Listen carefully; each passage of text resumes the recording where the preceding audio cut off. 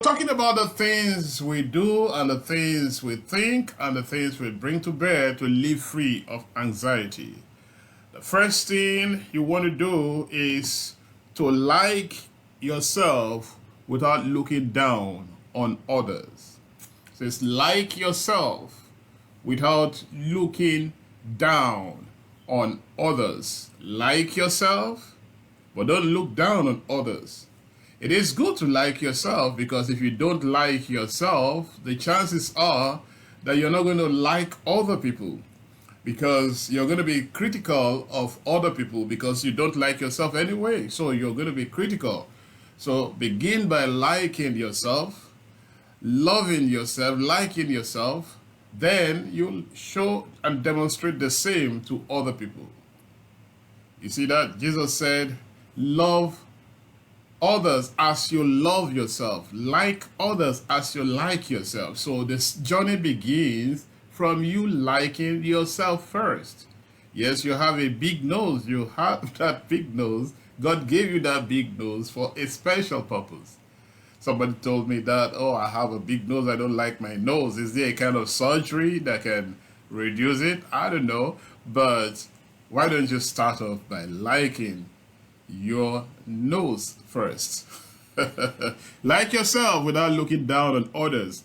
King David says something memorable. He said, I am fearfully and wonderfully made. He loved himself. That is very, very important. That is very, very important. He liked himself. He loved himself. He admired the idea that he was fearfully and wonderfully made. But when the chiefs were down, he did not look down on King Saul. So the first thing you want to do to live free of anxiety is like yourself, but don't look down on others. Because if you don't like yourself and you live by yourself all of the time, you're going to be full of anxiety. So to live free of anxiety, like yourself, but don't look down on others. Glory be to God. Hallelujah to Jesus. Number 2, inspire yourself with a scripture. How many times? 3 times a day. 3 times a day. Bible tells us to incline our hearts with the word of God. Do it 3 times a day. Inspire yourself with a scripture 3 times a day. There is a scripture you will love that inspires you. It might be the same scripture, but try to do it at least 3 times a day. I personally love to inspire myself with this scripture in Proverbs 4:18. The scripture in Proverbs 4:18 says, the path of the just is like the shining light that shines brighter and brighter unto the perfect day. Which just is this? In verse 5, he said to us, get wisdom. In all of your getting, get understanding. So when I think of Proverbs 4:18, I also think of Proverbs 4:5. So it means to me that the just who operates with the strategies of divine wisdom is like the shining light that shines brighter and brighter unto the perfect day. What does that do to me? That means at every time in the course of my day, I am thinking of the strategy, of the advancement strategy, of the nugget of wisdom that the Holy Spirit is going to fire and inspire into my heart and into my mind for that very situation and moment. So never forget to inspire and invigorate yourself with a scripture at least 3 times a day. Number 3, glory be to God. I'm rushing through the 15 quick tips. That's why they are quick tips. Quick tips.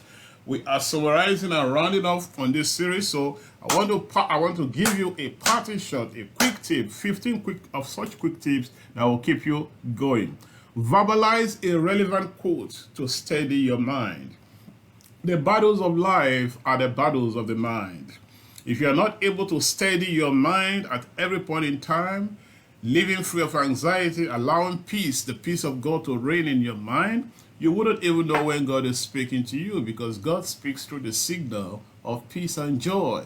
So if your mind is all rattled up, you wouldn't know. So and one strategy for that is verbalize, that speak out a relevant quote. It might not be a scripture. It might, that's why I have to separate the scripture in the second point, in this third point, just a quote, a memorable quote, a quote that inspires you. It might be an advancement strategy quote. It might be a quote by one of your mentors. It might be a quote that you created yourself. Verbalize a relevant quote to steady your mind. I love this quote. I learned this quote from Kenneth Hagin, and that quote says, thoughts may come. Thoughts may come. Thoughts may even persist in staying. But thoughts that are not put into words or action die unborn. I said it, let me say it again. Thoughts may come. And thoughts do come to all of us. Thoughts may even persist in staying. Sometimes they linger for days. But as long as you do not put those thoughts into words or act on them, they will eventually die unborn. So, but thoughts that are not put into words or action die unborn. So, when I'm not thinking of a scripture, and I'm thinking on a scripture, on a quote like that, it steadies my mind. And my negative thoughts might come into my mind, but I'm not putting them into words. I'm not putting them into action. Can you see that? So that quote reminds me. Remember, that quote is consistent with scriptures. I can give you several scriptures that back up that statement. Sometimes you're not remembering a scripture, but you're remembering a quote. And it helps to steady your mind. And when your mind is steadied, you live free of anxiety. Say, I hear. Say, I hear. Glory be to God. Number 4, sleep well and rest well.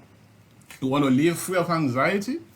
Form the habit of sleeping well and resting well. Don't watch movies. You watch movies, you see into the night, into the wee bit of the night, you're going to wake up in the morning all cranked up and disorganized. You play computer games way into the night, you're going to wake up in the morning all cranked up and disorganized. You watch, you gist and talk, or even read novels into the night, you're not going to wake up refreshed. You need to sleep well and rest well. Never ever forget that sleep is nature's healing remedy.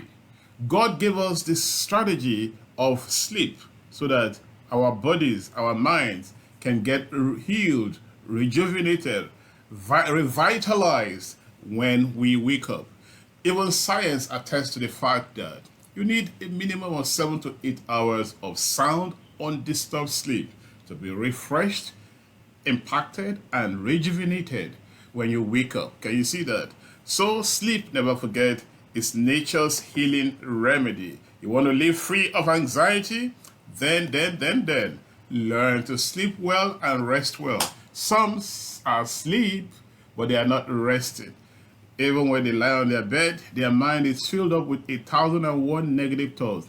At such moments, you need to either quote a scripture to yourself or remember one of those quotes that I talked about, and that especially if it is the type that helps you to sleep, like cast your cares upon the Lord because He cares for you. And at such point in time, you'll see all of those cares in your mind rolling out unto the Lord. Can you see? Because you're casting them unto Him. Sleep well and rest well. Number five.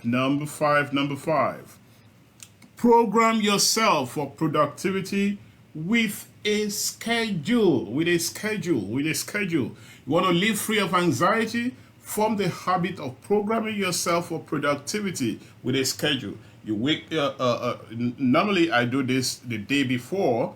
The day before, I itemize my schedule the day before sleeping. Then when I wake up in the morning, it's easy for me to know what to think about, how to start my day, how to channel my day.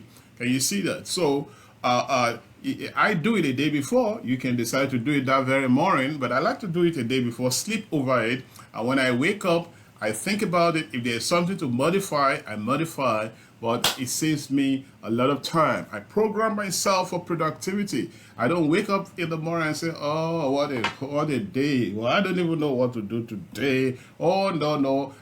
Now, when you begin to talk that way and think that way, you are already building anxiety. Some wake up and the first thing they do is they scream at somebody or scream at themselves or talk about what they have not done 2 years ago. And when you begin to think that way and talk that way, you are building anxiety and it's a state of frenzy in your mind. Can you see that? Remember that scripture we started off with in Philippians chapter 4 verse 6 says, whatsoever things are true, think on them. Whatsoever things are noble, honorable, think on them. Anxious thoughts are not noble. Anxious thoughts are not true. Anxious thoughts are not excellent. Think on excellent things. Glory be to God. And one way is to program yourself for productivity with a schedule. Not just say, program myself. No, have a schedule of what to do. Have a schedule. Have a plan. Have a plan. You see, where we were, the first day I stepped my feet in a high school, many years ago, that was the first thing I learned. I said, what are we going to do the whole day? Then before I knew, they put our schedule on the board, on the blackboard. In those days, they'll write it on the blackboard with a chalk and with a timeline. I said, oh, this is interesting. It's not going to be boring. From 8 to 9, this is what we're going to do. From 9 to 10, this is what we're going to do. Just like that. Before you know it, it's 2 o'clock. It's time to go home. The next day, we have another schedule. I formed that habit in my own personal life to have a schedule of what to do on an hourly basis. Can you see that? That way, you will be living free of anxiety. Somebody shout.